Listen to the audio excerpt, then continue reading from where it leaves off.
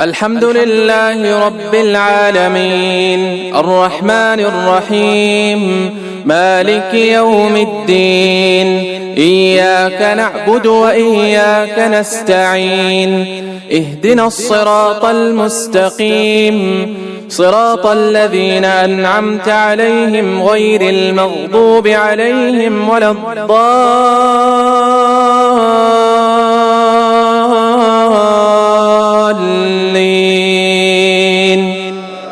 آمين. يا أيها الذين آمنوا اذكروا نعمة الله عليكم إذ جاءتكم جنود فأرسلنا عليهم ريحا وجنودا لم تروها وكان الله بما تعملون بصيرا. إذ جاءوكم من فوقكم ومن أسفل منكم وإذ زاغت الأبصار وبلغت القلوب الحناجر وتظنون بالله الظنونا. هنالك ابتلي المؤمنون وزلزلوا زلزالا شديدا. وإذ يقول المنافقون والذين في قلوبهم مرض ما وعدنا الله ورسوله إلا غرورا. وإذ قالت طائفة منهم يا أهل يثرب لا مقام لكم فارجعوا ويستأذن فريق منهم النبي يقولون إن بيوتنا عورة وما هي بعورة إن يريدون إلا فرارا. ولو دخلت عليهم من أقطارها ثم سئلوا الفتنة لآتوها وما تلبثوا بها إلا يسيرا. ولقد كانوا عاهدوا الله من قبل لا يولون الأدبار وكان عهد الله مسؤولا. قل لن ينفعكم الفرار إن فررتم من الموت أو القتل وإذا لا تمتعون إلا قليلا. قل من ذا الذي يعصمكم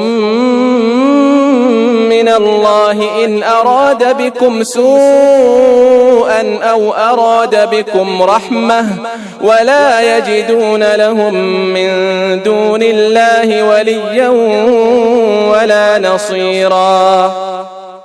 قد يعلم الله المعوقين منكم والقائلين لإخوانهم هلم إلينا ولا يأتون البأس إلا قليلا. أشحة عليكم فإذا جاء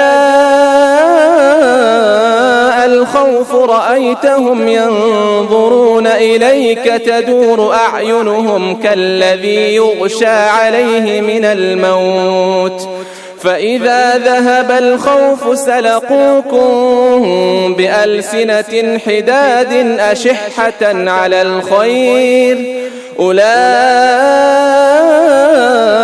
لم يؤمنوا فأحبط الله أعمالهم وكان ذلك على الله يسيرا.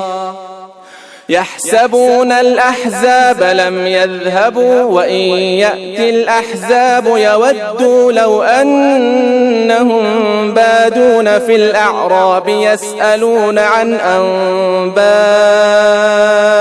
أنبائكم ولو كانوا فيكم ما قاتلوا إلا قليلا.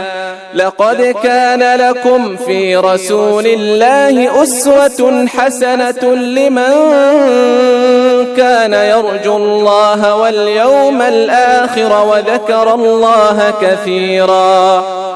ولما رأى المؤمنون الأحزاب قالوا هذا ما وعدنا الله ورسوله وصدق الله ورسوله وما زادهم إلا إيمانا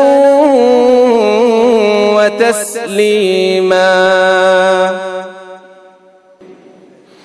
من المؤمنين رجال صدقوا ما عاهدوا الله عليه فمنهم من قضى نحبه ومنهم من ينتظر وما بدلوا تبديلا ليجزي الله الصادقين بصدقهم ويعذب المنافقين إن شاء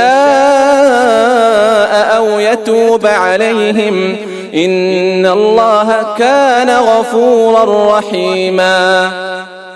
ورد الله الذين كفروا بغيظهم لم ينالوا خيرا وكفى الله المؤمنين القتال وكان الله قويا عزيزا.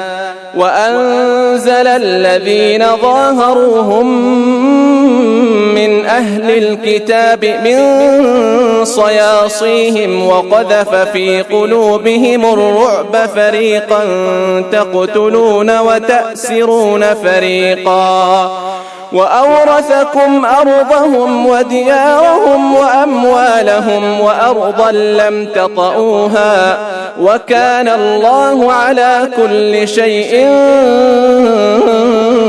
قديرا. يا أيها النبي قل لأزواجك إن كنتن تردن الحياة الدنيا وزينتها فتعالين أمتعكن وأسرحكن سراحا جميلا. وإن كنتن تردن الله ورسوله والدار الآخرة فإن الله أعد للمحسنات منكن أجرا عظيما.